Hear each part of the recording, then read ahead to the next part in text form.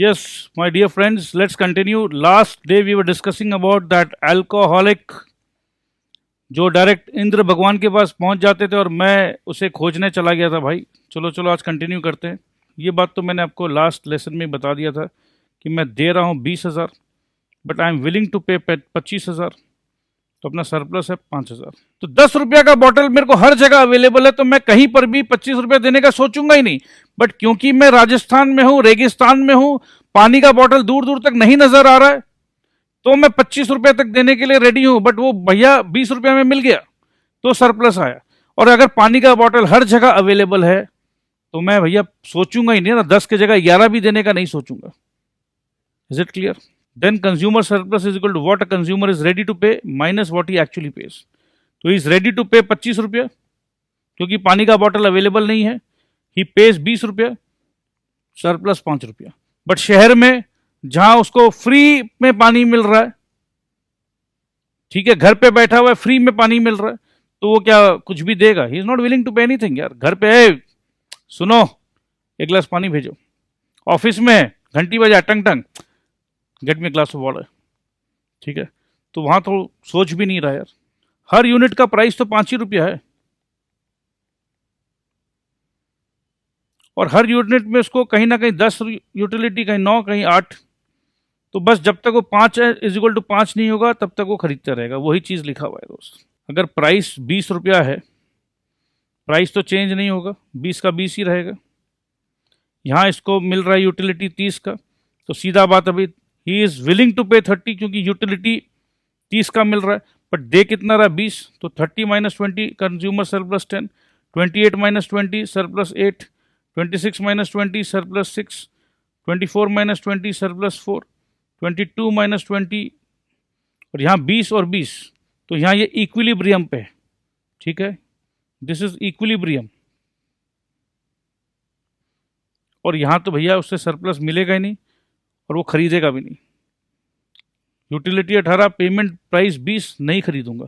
अब यहाँ पर अगर प्राइस को मैं 15 रुपया कर दूं, 15 रुपया प्राइस कर दूं, यूटिलिटी 18, तो सरप्लस हो जाएगा 3, तो मैं खरीदूंगा। इतना सही बात मैं बार बार घुमा घुमा के समझा रहा हूँ। दस given the price of ₹20 per unit, the total surplus which the consumer will get is 10 plus 8 plus 6 plus 4 plus 2 plus 0, 30. He is paying 120 rupees and he is getting utility worth this.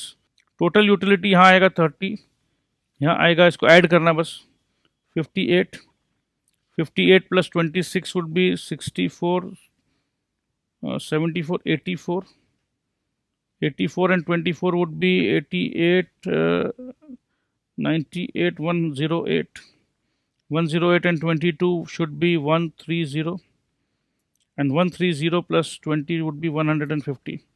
तो total utility उसको मिला है 150 का, पैसा उसने दिया 120 का, तो total utility minus the price is the consumer surplus in the entire deal of 6 units, that would be 150 minus 120 is equal to 30.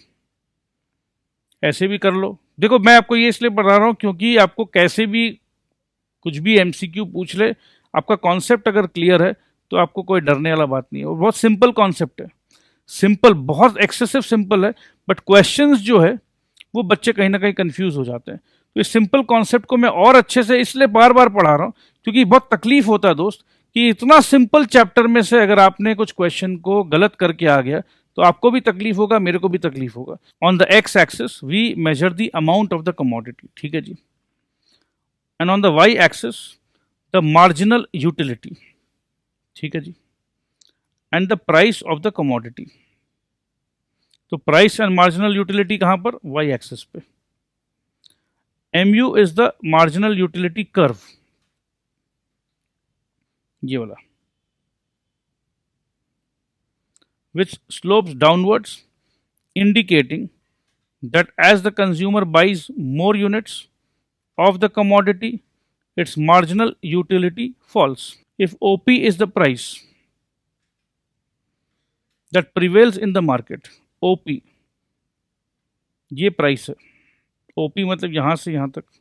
अब इसको ग्राफ को समझना सीखिए आप लोग। लेट्स से अगर प्राइस का बात कर रहे हैं तो यहाँ समझ लो ये 1 रुपी, ये 2 रुपी, ये 3 रुपी, ये 4 रुपी, और पी को समझ लीजिए 5 rupees. So OP is the price that prevails in the market, ठीक है। और इस प्राइस पे then the consumer will be in the equilibrium when he buys OQ units of the commodity.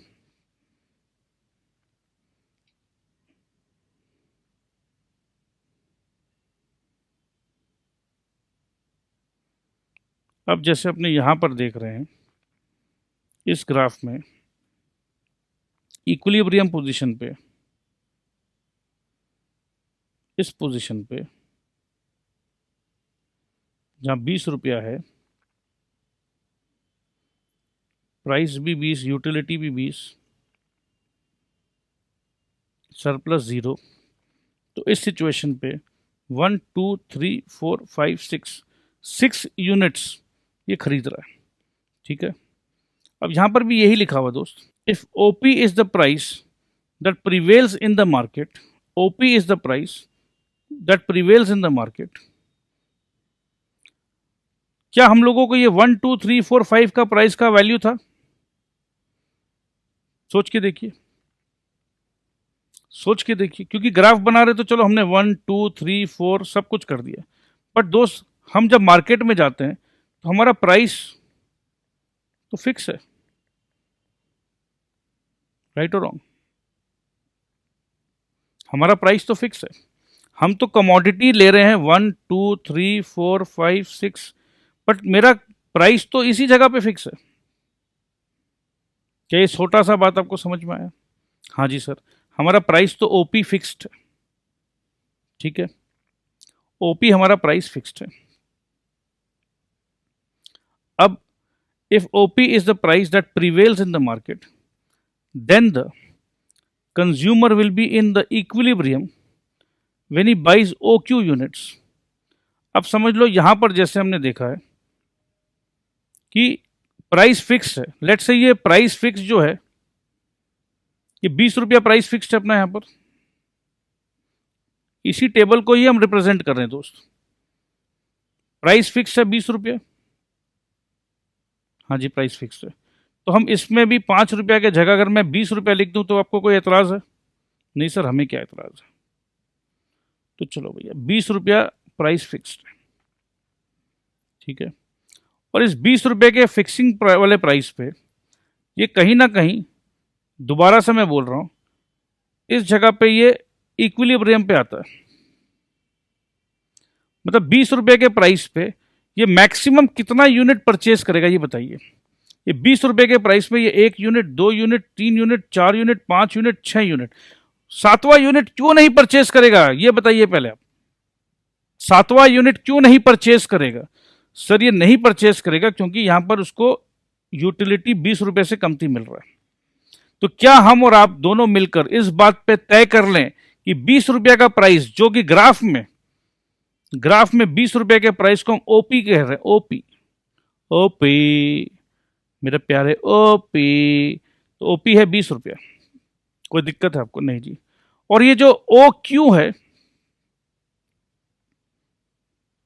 जो इधर से ओ क्यू आएगा,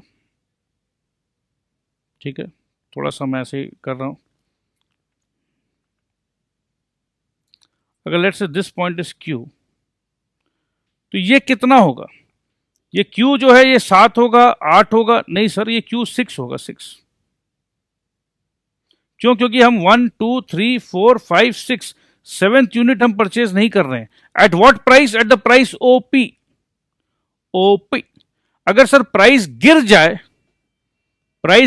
हो सकता है प्राइस अगर 15 हो जाए या प्राइस अगर 18 हो जाए, तो प्राइस गिरते के साथ हम ये 18 रुपया होते के साथ हो सकता है हम ये यूनिट को भी खरीद लें, तब हमारा यूनिट परचेज होगा 7। बट अभी प्राइस गिरने का हम बात नहीं कर रहे हैं दोस्त, प्लीज समझिएगा ध्यान से। अभी हम बात कर रहे हैं कि प्राइस गिरेगा नहीं, प्राइस ओपी है और ये पी है। ओपी का मतलब है 20 रुपया, ओपी का मतलब है 20 रुपया, 18 रुपया नहीं। तो ओपी का अगर मतलब 20 रुपया है तो ओ क्यू जो है, ओ क्यू होगा अपना 6 यूनिट, 6 यूनिट्स। अगर प्राइस गिर के, जैसे यहाँ पर अगर पी है, अगर प्राइस गिर के यहाँ पर 20 रुपया है और यहाँ 18 रुपया हो जाए, अगर प्राइस गिर जाए तो ये 6 यहाँ आ रहा पॉइंट, क्योंकि ये ओपी इधर है और ये 6 इधर है, तो let's say this is the place, this is the point. और जैसे ही 18 रुपया हो तो हम 7 यूनिट खरीदेंगे, तो ये इधर आ जाएगा, तो ये अपना इधर आके ये पॉइंट इधर आएगा। ठीक है, सिंपल सा बात को समझ रहे हैं आप? हाँ जी समझ रहे हैं। तो और अगर प्राइस और गिरे 16, तो हो सकता है ये 7 के जगह 8 हो जाए। अरे सर ये तो हम लोग कर चुके हैं, डिमांड का कर्व आ रहा है। हाँ जी ऐसा ही तो आता है। तो आइए, चीज़ वही है, but exam point of view में आप लोग कहीं ना कहीं नर्वस होते हो जब ये ओपी ओ क्यू ये सब देखते हो, तो मैं आपको वही चीज़ समझा रहा हूँ कि नर्वस होने का दरकार नहीं है। आइए let's get familiar with it. So OP is the price, OP is the price that prevails in the market. तो ये ओपी क्या है? 20 रुपया है, और अभी हमने ऊपर एग्जाम्पल में देखा कि 20 रुपये में 6 यूनिट हम खरीदते हैं। The consumer would be in the equilibrium when he buys O Q units. तो ये ओ क्यू यूनिट्स जो है दोस्त, ये 6 है, 6, क्योंकि यहाँ एक्स एक्सिस में लिखा अमाउंट ऑफ द कमोडिटी, तो अमाउंट ऑफ द कमोडिटी 6 है। ठीक है,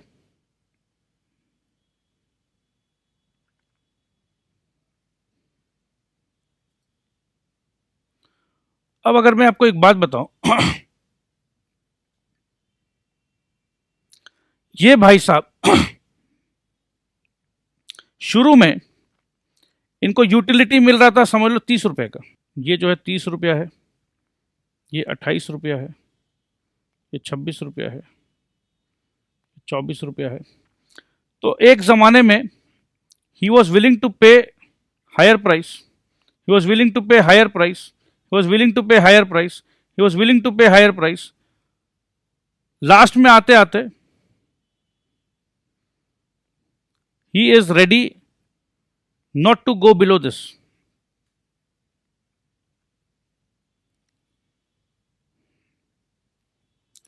ये जो एक्स्ट्रा जो आप देख रहे हो ना दोस्त,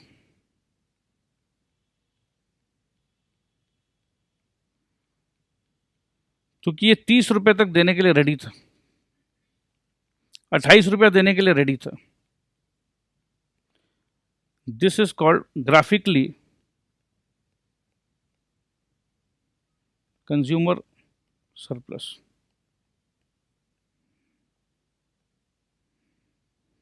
OP is the price that prevails in the market. Then the consumer will be in equilibrium when he buys OQ units of the commodity. Since at OQ units, the marginal utility is equal to the given price. OP, the last unit, that is the Qth unit, does not yield any consumer surplus. Last unit मतलब the 6th unit. ठीक है दोस्त, ये खरीदते चला ना, बात को समझिए। प्राइस तो इसका फिक्स है 20 रुपया। इसने एक यूनिट खरीदा, लेट्स से यहां पर खरीदा, तो ये पॉइंट यहां आया। इसने एक और यूनिट खरीदा तो पॉइंट यहां आया। इसने एक और यूनिट खरीदा तो पॉइंट यहां आया। इसने एक और यूनिट खरीदा तो पॉइंट यहां आया। इसने एक और यूनिट खरीदा तो पॉइंट यहां आया। लास्ट यूनिट यहां खरीदा तो पॉइंट यहां आया। प्लीज समझिएगा, क्योंकि इसके बाद तो ये नहीं खरीदने वाला। 7th यूनिट जो है ये यहां खरीदता अगर, बट ये खरीदेगा नहीं। 7th यूनिट ये यहां नहीं खरीदेगा, क्योंकि इसको यहां पर 7th यूनिट तभी खरीदेगा जब इसका प्राइस 18 रुपया हो। 7th यूनिट ये तभी खरीदेगा जब प्राइस, यहां देखो, इससे सीधा देखो, ग्राफ में देखो, ग्राफ का भी झूठ नहीं बोलता। जितना बात हम लोग कॉन्सेप्चुअली समझ रहे हैं कि 20 रुपये के प्राइस पे यहां पर है, 7th यूनिट ये कमोडिटी ये यहां आएगा, तो ये देखो 20 के नीचे, तो 20 के नीचे अगर यहां अगर ये 7th यूनिट खरीद लेता तो ये सारे के सारे यहां तक सरप्लस कहलाता, कंज्यूमर सरप्लस। प्लीज समझिए इस बात को। The last unit, that is the Qth unit, does not yield any consumer surplus. The last unit, that is the Qth unit, does not yield any consumer surplus because Here price paid is equal to the marginal utility of qth unit. But for units before the qth unit, before मतलब उससे पहले, marginal utility is greater than the price, and thus these units fetch consumer surplus to the consumer. So I hope it is absolutely clear. Total utility.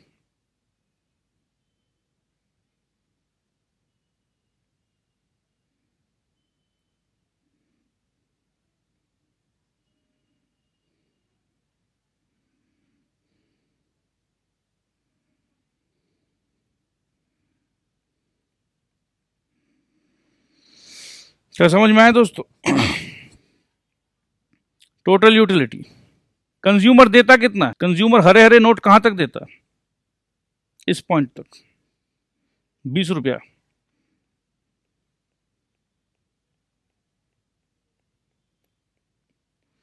देता इतना है boss, मिलता पूरा है। तो ये एक्स्ट्रा मिल रहा है ना, this is the extra, is getting utility.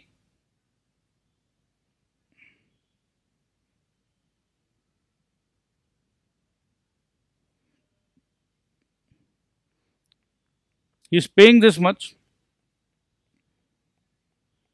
And ये इसको मुफ्त में मिल रहा है, फ्री में, विदाउट पेमेंट। यही तो हमने कैलकुलेट किया था ऊपर में भी, याद करो। सिर्फ ग्राफिकल प्रेजेंटेशन चेंज हुआ दोस्त। ये मैंने आपको थोड़ी देर पहले यहां दिखाया था कि टोटल यूटिलिटी हमने बनाया था ऐसे। टोटल यूटिलिटी 30 प्लस दिस करके हमने किया था, इसको आया था 150, याद करिए। और ये पेमेंट करता है 120। तो पैसा देता है 120, यूटिलिटी लेता है 150, सरप्लस है 30। ये सिंपल सा बात को जब हम ग्राफ में लेकर आ रहे हैं तो ये ऐसे आएगा कि पैसा तो है 20 रुपया, तो 20 रुपया तक दे रहे, तो यहां तक दे रहे हैं। यूटिलिटी मिल गया, ये सब भी, तो ये एक्स्ट्रा है। This is called surplus, consumer surplus. और ये बढ़ते चला जाएगा। अगर ये प्राइस गिर जाए, वापस सोचिए,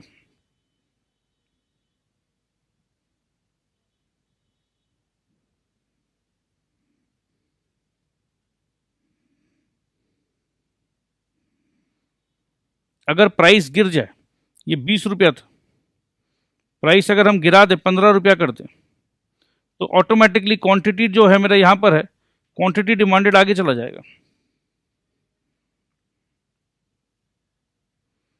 तो यहां 6 यूनिट था, हो सकता है यहां 9th यूनिट आ जाए। In this situation also we will be paying this amount, but we will be deriving benefit। ये पूरा बेनिफिट है हमारा, ये येलो जो है।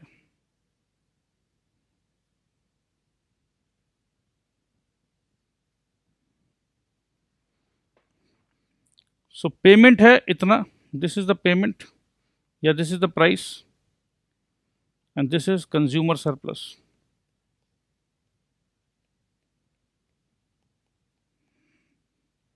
अगर प्राइस गिरता है तो हम ज़्यादा डिमांड करेंगे। ये देखो 20 से प्राइस आ गया नीचे, प्राइस 20 था 15 आ गया, तो वी विल डिमांड मोर, पैसा भी कम दे रहे हैं।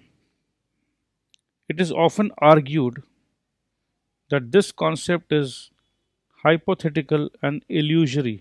एम्फोसाइज कर रहे हैं कि the surplus satisfaction can not be measured precisely. ये जो अपने मेजर करते हैं कि मैं 30, मार्जिनल यूटिलिटी 30, प्राइस 10, तो सरप्लस 10।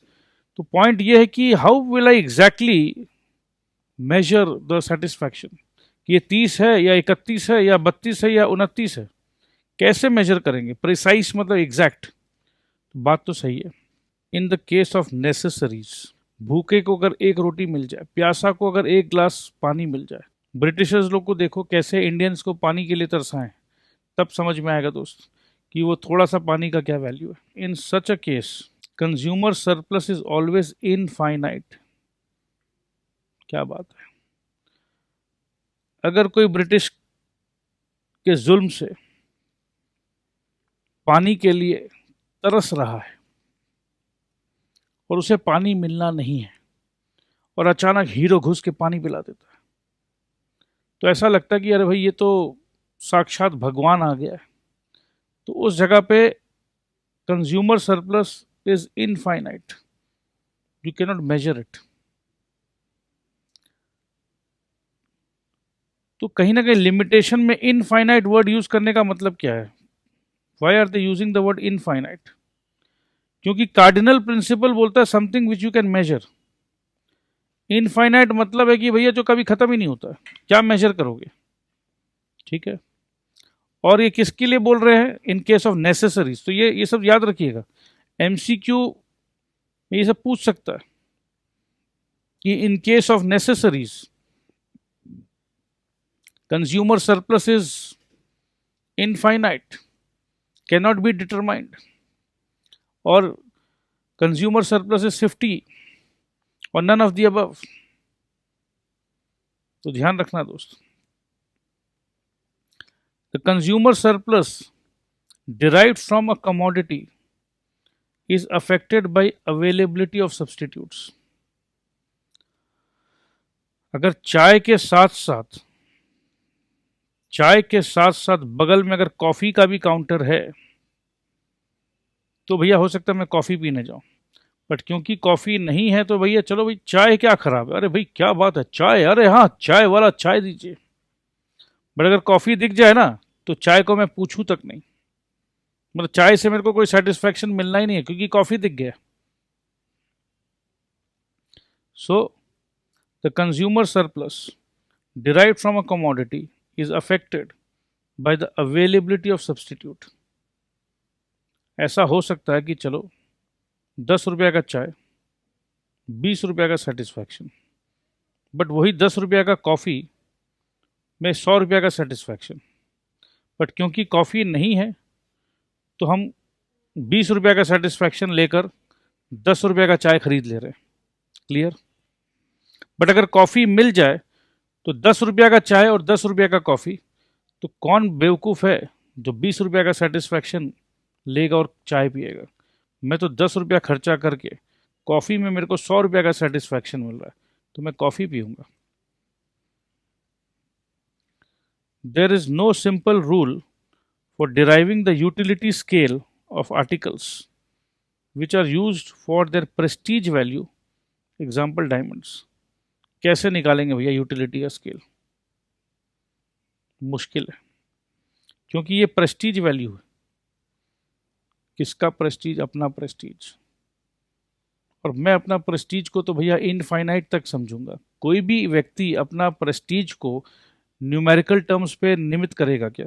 अब समझ लो दो दोस्त है, बोला यार अपना प्रेस्टीज 50 लाख का, तो दूसरा दोस्त बोलेगा चल तेरा 50 लाख का तो मेरा 50 लाख एक का, तेरे से भैया ज्यादा, अच्छा भैया एक तो चल मेरा दो। तो ये न्यूमेरिकल वैल्यू पे प्रेस्टीज को कोई करेगा क्या वैल्यू? कभी नहीं हो पाएगा। Consumer surplus cannot be measured in terms of money because the marginal utility of money changes as purchases are made and the consumer stock of money diminishes। Marshall assumed that the marginal utility of money remains constant, but this assumption is unrealistic। इस बात का भी चर्चा मैंने कर रखा है, explanation आपको दे रखा है। Consumer surplus is a measure of welfare that people gain from consuming goods and services। अगर आज मैं कुछ एक ऐसा सर्विस दूं जिससे मैं चार्ज करूं सिर्फ और सिर्फ 23,000 रुपया, और लोगों को लगे कि इनसे सर्विस लेकर मैं अपने सीए फाउंडेशन के एग्ज़ाम को बहुत ईजिली हंसते हंसते मैं सीए के एग्ज़ाम को क्लियर कर लिया, तो 23,000 तो कुछ भी नहीं है, कुछ भी नहीं है। मेरे कुछ फ्रेंड्स हैं जिन्होंने 30,000 रुपया दिया है और फिर भी वो unfortunately they could not clear CA foundation examination. और यहाँ तो हमने सिर्फ 23,000 दिया है और वन शॉट में हमने एग्जाम क्लियर कर लिया है। तो कितना बड़ा एक सेटिस्फैक्शन है ना कि मेरा पैसा डूबा नहीं। मैंने अपने पैसे को, मेरा हार्ड अर्नड मनी, किसी का भी पैसा भैया नॉन हार्ड अर्न नहीं है, फ्री में कोई किसी को पैसे नहीं देते। मेरे पिताजी का मेहनत का पैसा मैंने उस जगह पे लगाया जहां पर मेरा पैसा सफल हो गया। 23,000 लगा, बट मैं सीए फाउंडेशन क्लियर कर लिया। और सीए फाउंडेशन क्लियर करने का यूटिलिटी तो भैया 23 लाख रुपया भी नहीं, 23 करोड़ भी नहीं, वो इनफाइनाइट है मेरे लिए। मैं बहुत खुश हूं, मैं बहुत सेटिस्फाइड हूं कि मैंने बीए सीए क्लासेस को चूज किया है और मेरा सीए फाउंडेशन का सपना बीए सीए क्लासेस ने पूरा करवाया है। Thank you BA CA classes. ये जो आपके दिल से thank you BA CA classes निकल रहा है, कहीं ना कहीं ये एक तरीके से ये आपका सरप्लस है, राइट, वेलफेयर है। बीएसीए क्लासेस ने वाकई आपके लिए 23,000 रुपया लिया है तो भी कुछ अच्छा काम किया भाई। और अगर 23,000 लेकर, समझ लो 23 नहीं लिया, मैंने सिर्फ 10,000 लिया जी, 10,000, ओनली 10,000 रुपीज। और ये 10,000 रुपया लेकर भी आप पास नहीं हो रहे हो, will you stop doing that? मत करो। ये 10,000 रुपया लेकर भी अगर आप पास नहीं हो रहे हो, क्या फायदा है? सो अल्टीमेटली कंज्यूमर को गुड्स एंड सर्विसेज मिलता है, ठीक है, फ्री में तो देखो कुछ भी नहीं मिलता।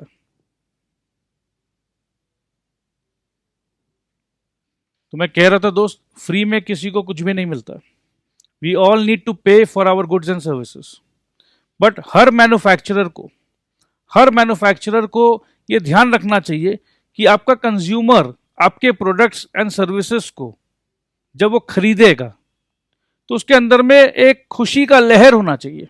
अगर किसी स्टूडेंट ने बीएसीए क्लासेस को चूज कर लिया है तो वो क्यों ऐसा है कि बाकी अपने फ्रेंड से झगड़ा करता है, अरे देख मैंने जो चूज किया ना, अपना टीचर एकदम बेस्ट है। Why are people fighting? सोच के देखिए। क्योंकि वो सरप्लस लग रहा है आपको, आपको लग रहा है कि जो चॉइस आपने किया है ना, जबरदस्त चॉइस है आपका, and you are so happy with that choice कि आप वो खुशी देना चाहते हो भाई सामने वाले को, आप अपने मित्र को भी वो खुशी देना चाहते हो। आप इतने खुश हो बीएसीए क्लासेस से, देखो भाई मैं अपना मार्केटिंग कर रहा हूं, मौका मिला कर लेने दो यार, ठीक है। सो ये मौका है, कंज्यूमर सरप्लस का कॉन्सेप्ट है, और इस मौके पे मैं अपना भी बात कह डालूंगा और आप भी समझ जाओगे, और अगर गलत कह रहा हूं तो आप बताइएगा मेरे को। सो कहीं ना कहीं एक व्यक्ति दूसरे व्यक्ति को, एक मित्र दूसरे मित्र का भला करना चाहता है। He is so happy, he is so sure about his choice कि वो सामने वालों को बोलता रहे यार मैंने जो चॉइस लिया है सही चॉइस किया है, और अल्टीमेटली बहुत फायदा होने वाला है तेरे को भी। तू देख, चल डेमो देख, यूट्यूब में जा डेमो देख, उसके बाद तू मेरे से बात करना। So this is how the world goes my dear friends. Goods हो या सर्विसेज हो, कंज्यूमर को कभी भी अगर लगे अरे यार बेकार बेकार, इसको पैसा देकर एकदम बेकार हो गया, तो भी वो कंज्यूमर बाकी लोगों को बचाएगा। अरे यार मैं तो फंस गया भाई, उस ब्रांड में जाके फंस मत जाना। अच्छा काम कर रहा है, अगर वो किसी को बचा रहा है कि नहीं भैया तुम मत फंसना, he is doing good, welfare का काम है। और अगर कोई शर्मा रहा है कि नहीं नहीं क्या सोचेगा मेरे बारे में, क्या सोचेगा, तो वो अलग बात है। Because consumers who perceive large surplus are more likely to repeat their purchases. बहुत अच्छी बात है। अगर किसी को बीएसीए क्लासेस का प्रोडक्ट या सर्विसेज परफेक्ट लगा, उसे लगा कि यार दिया 10,000 और फायदा हो गया 1 लाख का, मैं तो 90,000 रुपया सरप्लस में हूं, कोई नुकसान हो ही नहीं सकता, आई एम वेरी हैप्पी। देखो मैं आपको अपना बात बताता हूं, आप हमारे वेबसाइट पे जाइएगा, हमारे वेबसाइट पे, और खास करके कोलकाता के स्टूडेंट्स, मैं आपको अपनी लाइफ एक्सपीरियंस बता रहा हूं दोस्त। हमारे वेबसाइट पे आप जाइएगा प्लीज, www.bacaclasses.org। वहां पर एक कॉन्सेप्ट है क्वालिफिकेशन प्लस का, और वहां पर you will find doctor Kamlesh Kothari. Now let me share my experience. Wisdom tooth.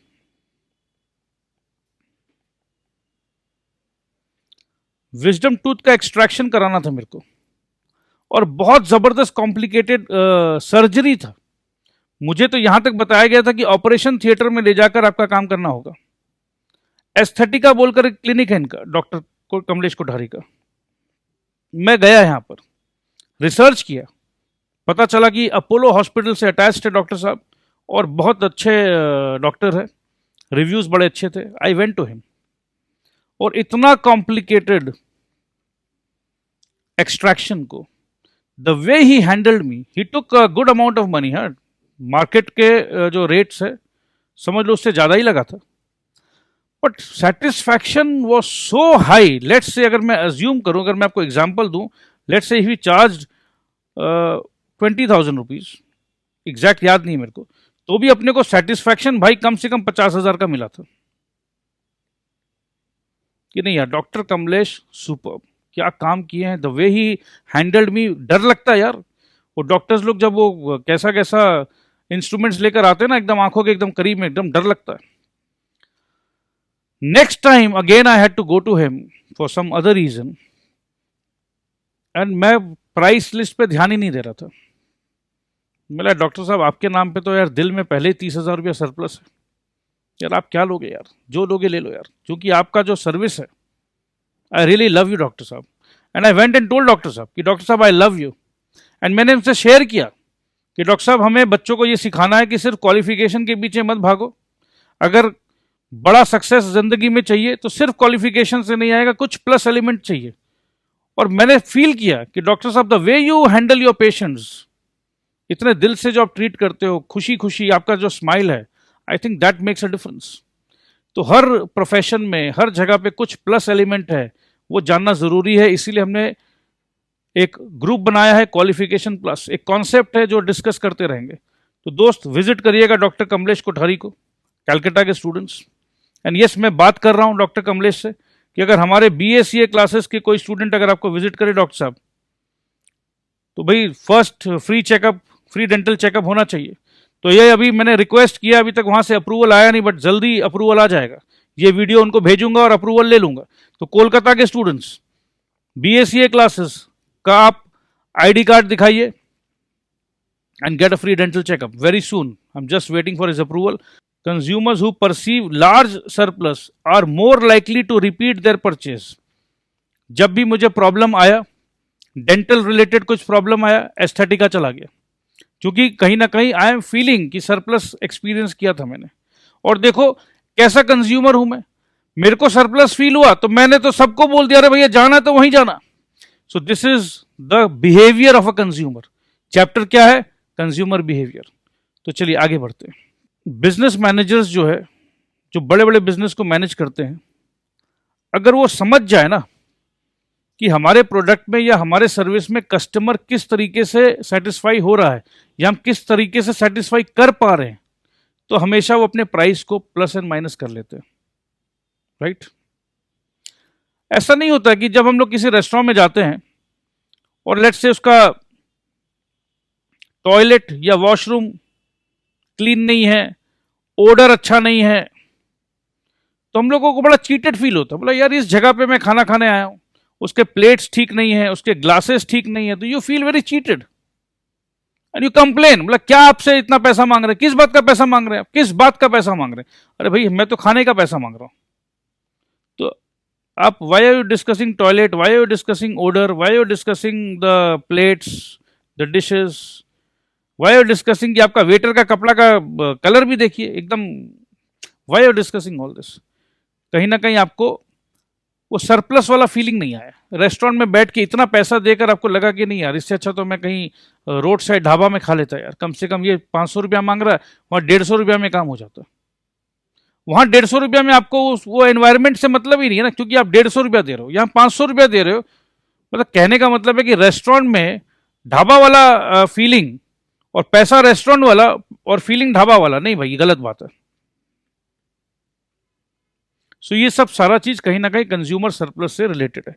तो अगर आपके मैनेजर को पता चल जाए कि हम बहुत अच्छा सरप्लस क्रिएट कर पा रहे हैं, कस्टमर बहुत जबरदस्त सेटिस्फाइड है हमारे सर्विसेज से, तो पता है क्या होता है, जो प्राइस 200 रुपए की थी आप आराम से उसको 250 कर देते हो, क्योंकि आपको पता है कि कस्टमर सेटिस्फाइड है। वो 200 में भी रेडी है और 250 में भी वो हंसते हंसते खरीदेगा हमारे प्रोडक्ट को। If a business can identify group of consumers with different elasticity of demand within their market and the market segments which are willing and able to pay higher prices for the same products, then firms can profitably use price discrimination.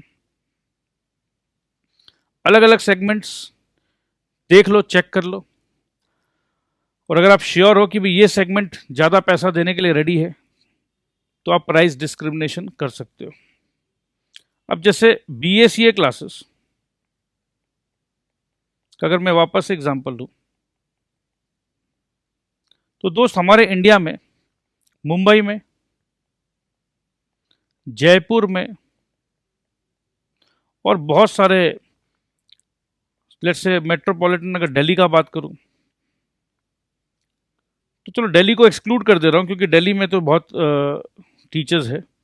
Mumbai and Jaipur का अगर मैं बात करूं, let's say CA foundation Mumbai Jaipur में 35-35 हज़ार तक भी charge हो रहे हैं, और BACA क्लासेस को पता है कि चलो there are other towns also जहां पर CA फाउंडेशन 11,000 में भी चल रहा है।